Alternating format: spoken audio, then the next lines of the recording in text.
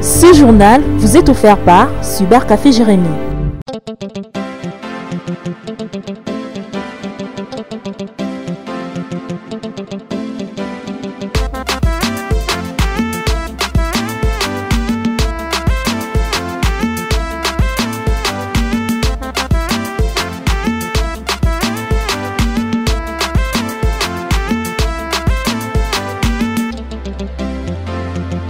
Mbote bande ko balandi ya magazine potentialité plus oyo ngai Grevis Poutou moko ya basoda potentiel nde na pona mokolo lelo pona ko présenter bino magazine ya mokolo lelo na sommeur.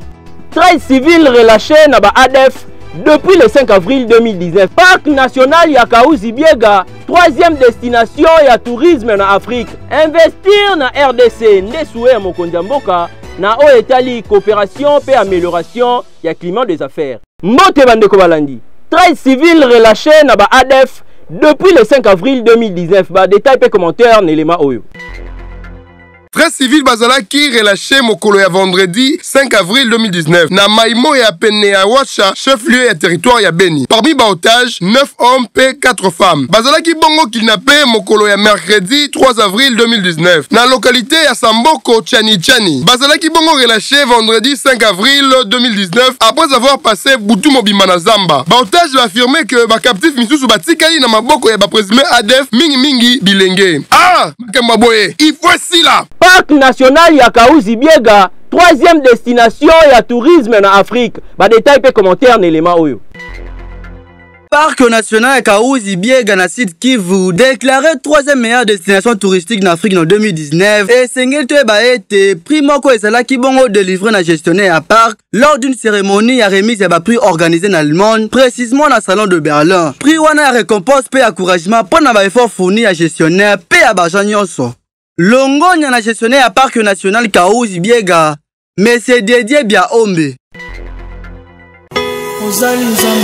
Banani ba spécialiste ya visa résident permanent ezande Cyber Café Jérémy. Bango bakosunga yo na ba processus ya voyage o ezaka officialisé na gouvernement ya mboka lokola. Canada entre express, résultat sur place. Nanzela et moi mituna moke, ozui résultat na yo. Oyebi soki koki kosala ba démarche, to pété. Na yango entre express Canada, eza wana pona kosunga yo ndeko nanga. Beta ozo résultat na yo sur place. Toza pe na permis de travail, yango pe résultat sur place. Et bongo pona France, French Tech Visa, eza wana pona yo mutu oza na idée ya création d'activité, to pe lisusu projet de société. Yaka kopona marque na yo ya formulaire o esengeli na domaine na yo. Na yango Cyber Café Jérémy azwaka na ye mbongo ya cliente mekati aza wana mpona kolakisa yo nzela pe kosala voyage na yo en toute sécurité. Tobengi bino ebele pe bon voyage.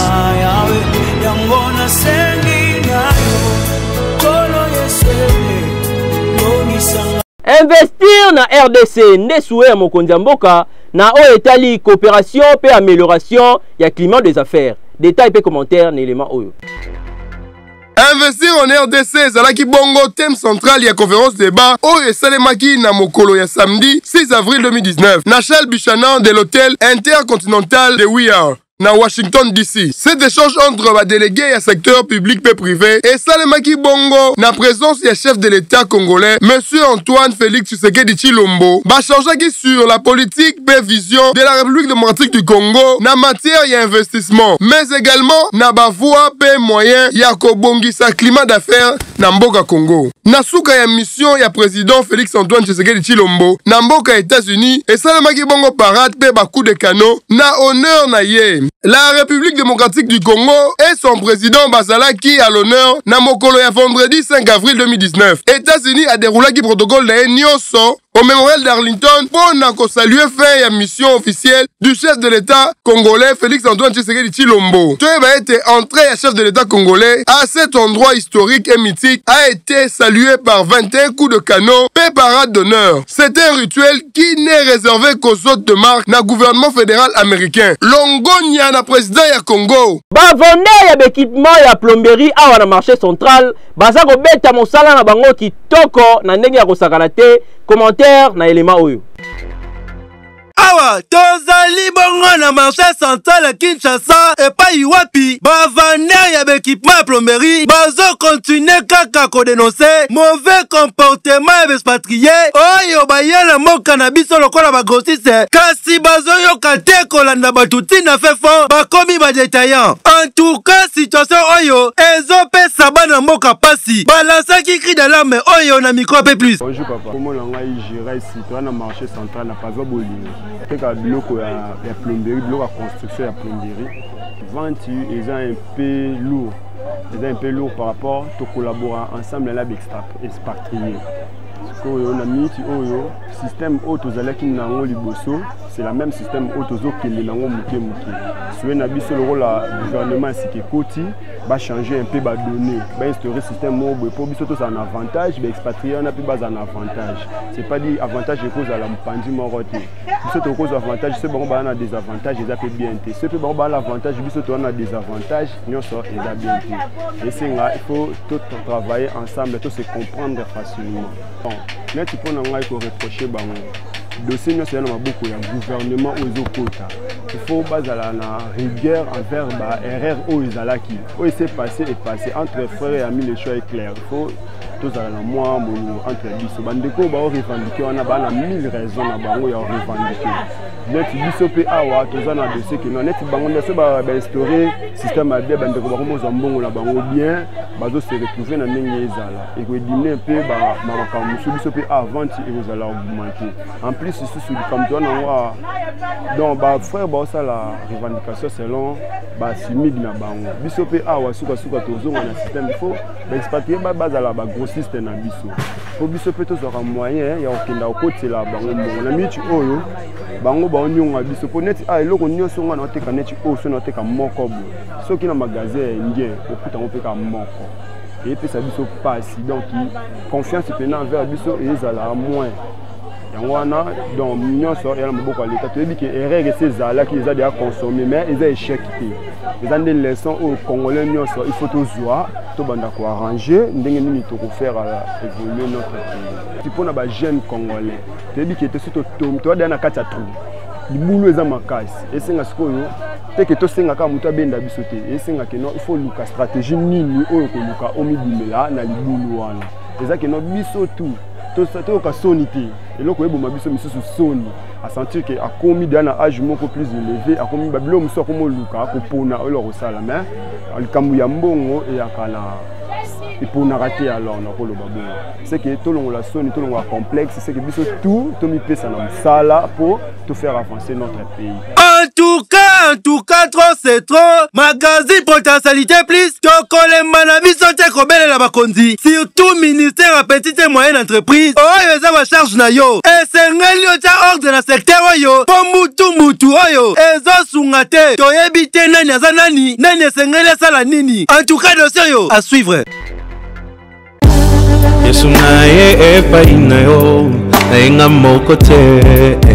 Ya lelo esika e pona ba cérémonie ya bino ya qualité pe plus palace afongo ebino ba porte une salle de fête au standing international ya boye ezala te pona ba conférence na bino ba réunion mariage pe ba cérémonie ya ndenge na ndenge salle de fête pe plus palace yango eye na $500 ya pamba obénéficie la salle complète ya boye ezala te na masolo ya salle de fête na Kinshasa awa nyonso ezali malili ndeti na poto misi kutu koloba te service traiteur ndeti na avion tozwami bongo na boulevard du 30 juin en diagonale ya BCDC immeuble Timbiri 6B juste na rue Vodacom tobenga biso na 081 96 31 686 pas plus palace seul oyo ekoki na yo tabambonge oyo elamba yango yo bateki mbisi baza kobeta mosala na bango dada na ndenge ya kosakana te kuna na marché central. Bonsoir commentaire oyo. Consommons congolais, consommons local. Caméra et magazine potentialité plus charge à Congo. Oye mesana ko valoriser Congo na biloko nango. Awa tozali bongo na marché central zando monene et pas iwapi tokutani na ba vendeur ya mbisi ya mai ya bomoi. Ndeko na ngai ngano ngolope mungusu oza mobimba. Yango wana tango bamona ki caméra ya magazine potentialité plus charge à Congo. Basolola ki boye. Na teka mingusu nzombo ngolo. Salo na umena o makasi. Ele kana ngo bien même mikolo 20 kilos. Ezo comprendre te. Biloko vraiment ka vanda banda tongo boye. Bato ba okota te, biloko etambola te. Mais liboso tozali boye te. Biloko na biso ezala cher te. Peut-être les musu nde bamona toteka na kata pavillon bakanisa biloko ezala cher te. Toteka ba prix moko ya bien. Po bambisi na biso oyo eza bambisi ya bomoi. Eza bambisi ya fresh. Eza malamu mpona kolia. Biso euta mbandaka. Eya na avion, musu mpe eyaka na bateau. Ya mbandaka tozwa yango samedi. Ya bateau tozwa yango lundi mardi. Ndeko na ngai la santé n'a pas de prix baloba na lopoto. Tala malamu eloko nini osengeli kolia pona santé na yo. Formol eza mabe makasi. Ngolo yo kitoko yo wapi? Ah, ngolo ya Congo, maele. Babengaka ye Chaka Zulu congolais akobeta le 1er mai oyo 2019 na boulevard na espace P+ Palace. Ba détail pe commentaire na élément oyo. Boum boum Kinshasa, c'est bien moi votre artiste, le vrai Titoufès Chaka. N'oubliez pas qu'il y a un rendez-vous et une date, le 1er mai 2019, stand by. Je vous invite ces jours-là, vous les amoureux, amoureuses de la bonne musique, à seulement $5 plus consommation. La salle P+ Palace vous attend. Hâtez-vous parce que ma billet est sauté comme déjà. Une production signée P+ Palace. Notre adresse, boulevard du 30 juin, référence en face de la rue Vodacom ou Cybercafé Jérémy. Contacte-nous aux numéros qui sont affichés juste au bas de vos écrans. Cordial bienvenue à toutes et à tous.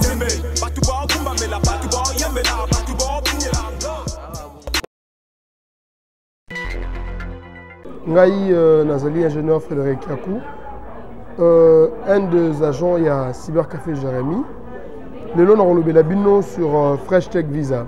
Les alliés système moko immigration française. Ils fonctionné, on dirait, ndenge moko na ba DV loterie, na ba Entrée Express Canada.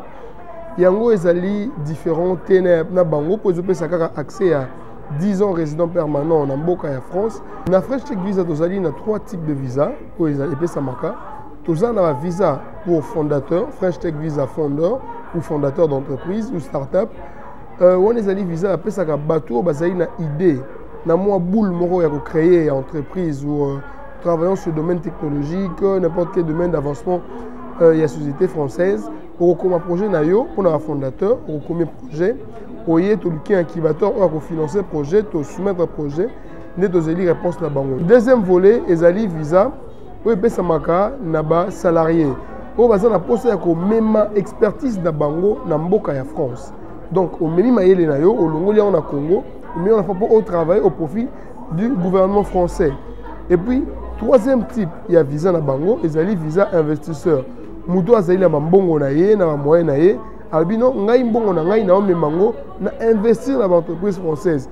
Mais le ko investir mbongo na yo pa ko pesa visa à titre résident permanent pour permettre à yo au Kenya mboka ya France au vendre pendant longtemps et puis on investir bon on a au profiter na ba avantage nous se pesa maranango to pesi bino sous opportunité mususu qui est le permis de travail canadien qui est au ezali visa il y a résident temporaire et ça contre donc dernièrement na entrée express au pesa yo visa permanent ou on a visa temporaire pour un emploi moko déterminé na Canada au bout il y a 3-4 mois, ce que vous avez dans le dossier complet, vous dites déjà que vous voyagez dans le programme. Donc, si vous avez un dossier dans le biso, vous avez un bon orienté, vous orienté, vous avez gagné, vous avez un visa. Donc, vous invité à Cybercafé Jérémy pour le Canada, vous avez $5. Évaluation est à $5 pour la banane Tchangou Nyonso, na bureau de Tchangou. Pour la limiter na Gombe, évaluation est à $10. Vous avez belé résultat sur place ici les zombies. Nous sommes dans un secret à Canada, nous sommes à Fongola, nous sommes à Moutoute, nous sommes à Belé, nous sommes à Belé. Yaleo botulaka nini numéro 1 ya visa permanent yeyo ezane Cyber Café Jérémy ye se spécialise kaka na procédure oyo ezali officielle na gouvernement canadien français mpe États-Unis d'Amérique na yango Cyber Café Jérémy asalaka babourse d'études te visa d'études to mpe tourisme te kasi bavoyage oyo ekopermettre yo osinstalle to mpo pema kitoko na mboka bapaya otravaye to mpe kotanga sans problème na mwa mbongo moke ndeko na ngai oza mobimba na nzela ya Express Canada $10 résultat sur place to mpe lisusu na permis de travail canadien yango mpe na $10 résultat sur place kasi kobosana te demande d'invitation à province na $50 soki si ozwi deja aide na yo to mpe oza cours d'attente ya aide ebongo mpo na bino bato bolingaka kokende kovanda na mboka ya France na mboka ya Emmanuel Macron babosani bino te pamba te fresh visa eza wana mpo na kosunga yo ndeko na ngai na oyo etali conception ya projet mpe ya fois na $20 ya pamba résultat na zinu de semaine bokanisi esili teete jakoko kutu esila verification de veloterie yango yo na 500 francs ya pamba ndeko na ngai oza mobimba yoka bien à partir ya le 7 mai 2019 atobetaki na cyber asongolo pakala ndeko na ngai yaka spécialiste en DV Cyber Café Jérémy azozela bino maboko kofungwama mpo na bavérification ya baresultat na bino félicitations à nos heureux gagnants mpe bonne chance. Que du sale, que du sale, que du sale. Bote na memeli bino sango ya Entrée Express Canada. Canada a facilité biso lisusu na ba programme ya candidat provincial na ye. Après ozeli invitation na yo soki biso to soumettre document. Na guichet d'emploi ezaka pona ozwa offre ya musala na mboka ya Canada. Cyber Café Jérémy abengi sibino boya ebele soyez les bienvenus. Entrée Express na $10 ya pamba résultat sur place. Bakisa permis de travail, wana pe na $10 résultat sur place. Kasi kobosana te guichet d'emploi, wana eza na $25. Remplissage formulaire en ligne USA D160 PDA60 na $25 ya pamba. Mais awa bakoriente yo bisika nini esengeli na yo, oleka pona kosala ba démarche na yo en toute sécurité. Bonne chance et bon voyage. Tokomi na ngonga na biso tolanda portrait ya lelo eza nini tolanda. Potentialité plus magazine novateur d'information magazine mo eza conçu pour na ko la promotion ya ba talent ba capacité na kati ya bato. Mais comme un homme sage l'a dit, que tokoki jamais ko banda eloko sans toutefois ko définir en place aux définitions exactes, c'est que si kana libungi ezala topé déviation ezali. En réalité, potentialité plus veut dire simplement capacité ezana kati ya bato. Et une fois que une personne a acheté déjà capacité wana en exergue, ils ko permettre à produire à zombongo, à ba intérêt, ba bénéfice ebele. Et sur ce, il faut ba kenon ba potentialité ezana kati ya bato misusu ba yebi yango. Et puis pe na kati découvrir. Alors c'est une responsabilité pour tout un chacun de nous pour découvrir la potentialité surtout se retrouve na kati nae. C'est vraiment une responsabilité que bisognon surtout ba jeunes congolais, ba jeunes quinois, ba jeunes kassaïens, ba jeunes ya Kisangani, ba jeunes ya Congo central, tomeka découvrir la potentialité et tout le monde qui ba na potentialité tout ça ba potentialité et belé autour se retrouver na kati ya batou batou musu ba comme potentiel par rapport ya ba étude faite na bango par rapport ya expérience na bango mais or et pas batou musu ba potentialité na bango et ya ka partie ya ba don à partir de talent musu to tangeli en classe T mais azoko le lango azoko bénéficier le pe yango magazine P+ et beti moi c'était makasi concernant définition ya potentialité plus o ezali pe dénomination ou bien combo ya magazine abisso potentialité plus. Donc boy bara simplement qu'un magazine potentialité plus et outil inspiration ya combo ana et outil à partir ya combo ba bengi potentialité pour te définir comme talent, comme capacité, comme compétence. Et tout ça ba potentialité ebele, tout ça ba potentialité naturelle, tout ça ba potentialité artificielle, ba potentialité naturelle les aneti. Oh tout ça comme on a mokili, Afrique, ba continent, pays na biso RDC, ezapé na ba potentialité na yango. Concernant ba objectif à potentialité ezalaka nini? Ba objectif ya potentialité simplement eza que notre potentialité et ko permettre yo okoma indépendant et permettre yo okoma okoka ko se débrouiller yo moko parce que une fois que mutu o découvrir ba potentialité na o découvrir ba talent na que non nga talent na ngeza la boye don na ngeza la koyemba don na nga peut-être za ko gérer batou don na ngai ezala peut-être ko sala musala boye il faut ko découvrir ba capacité na ko découvrir ba don na yo ba talent na yo et tant ko découvrir ba talent na yo et ko permettre au localiser et si kanini ou bien au localiser ndenge nini o ko tambola na ba capacité na yo pona bonne humeur na banda kuna bino to seka moke lava au délire c'est ça ma bonne délire église ministre hydroquinone awa nde tosukisi magazine ya mokola lelo mais avant tokabwana na bino rappel les titres 13 civils relâchés na ba ADF depuis le 5 avril 2019. Parc national ya Kahuzi Biega, 3e destination ya tourisme na Afrique. Investir na RDC nde souhait ya mokonzi mboka na o etali coopération pe amélioration ya climat des affaires. Tokomi na suka ya magazine potentialité na biso ya mokola lelo kasi soki bosepelaki bopesa merci na équipe technique oyo bazalaki mobilisé pona ko réaliser yango mokola lelo. Kaka ndenge tolobaka awa biso awa toko taira bino kaka ngonga pe toko yikelaka bino kaka mpiko ti